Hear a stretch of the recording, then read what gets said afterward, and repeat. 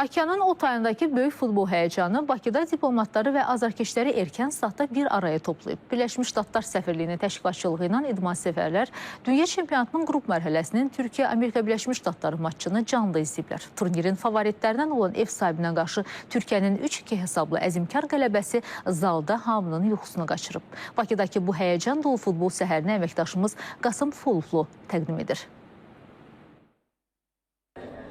Okeanın o tayında, uzaq Kaliforniyada Türkiyə və ABŞ milli komandaları bir neçə dəqiqə sonra üz-üzə gələcək. Millərlə kilometr məsafə və erkən saat azarkeşlərin həvəsini azaltmayıb. Onlar bu maraqlı qarşılaşmanı izləmək üçün sübh tezdən bir araya toplaşıblar. Burada Türkiyədə azarkeşlər, xarici ölkələrin diplomatik korpuslarının nümayəndələri, Böyük Britaniyanın Azərbaycandakı səfirinin müavini, eyni zamanda yerli azarkeşlər də var. ABŞ-nin növbəti mərhələyə çıxması dəqiqləşsə də, Türkiyə bu oyuna outsider kimi çıxırdı. Bakıda səhər çox tez olmasına baxmayaraq, bugün bu futbol festivalında olmaq möhtəşəmdir. ABŞ təbii ki, ilk 2 oyunu qazandı və çox yaxşı çıxış etdi. Türkiyənin hələ bir oyun belə qazana bilməməsi təəssüf doğurur. Amma həqiqətən ümid edirəm ki, bugün Türkiyə komandası nəticə əldə edəcək.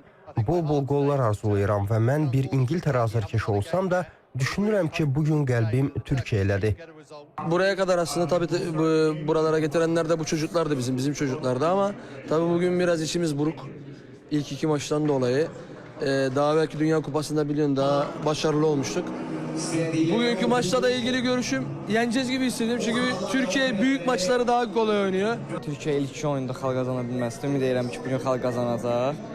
Yəni pis formada tərk eləməyəcəklər məncə dünya çempionatı. Ümid edirəm ki, maraqlı oyun olacaq. Abdülkerim Bardakçı uzaqlaşdırmaq lazımdır. Zərbə endirir.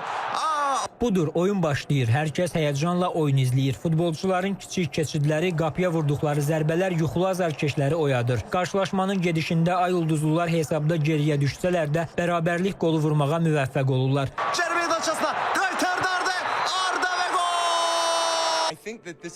Bu yəqin ki, dünya çempionatları tarixində gördüyümüz ən yaxşı ABŞ komandasıdır.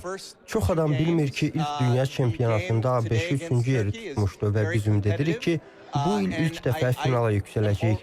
İlk 2 oyunumuzu qazandıq. Bugün Türkiyəyə qarşı oyun çox rəqabətlidir və artıq ikinci mərhələyə keçdiyimiz üçün çox qürur duyuram.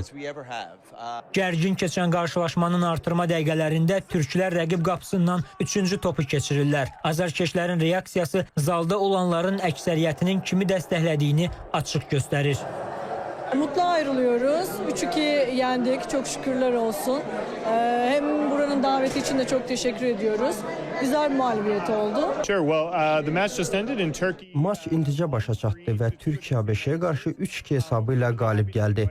Lakin biz Bakıdakı diplomatik korpusdan olan dostlarımızı, həmçinin idman ictimaiyyətini və Bakıdakı digər həmkarlarımızı dəvət etməkdən və onlara ev sahibliyi etməkdən çox şad olduq. Beləliklə, bu qonaqlığa və ev sahibliyi edə bildiyimizə və insanları gəlib dünya çempionatının məncə indiyədək olan ən maraqlı oyunlarından birini izləməyə dəvət edə bildiyimizə görə çox şadıq. Qeyd edək ki, qarşılaşmanı birgə izləmək üçün azarkeşlərin toplaşması ABŞ-nin Azərbaycandakı səfirliyinin təşkilatçılığı ilə baş tutub. Qasım Xuluflu, Fərman Salahov, İTV Xəbər.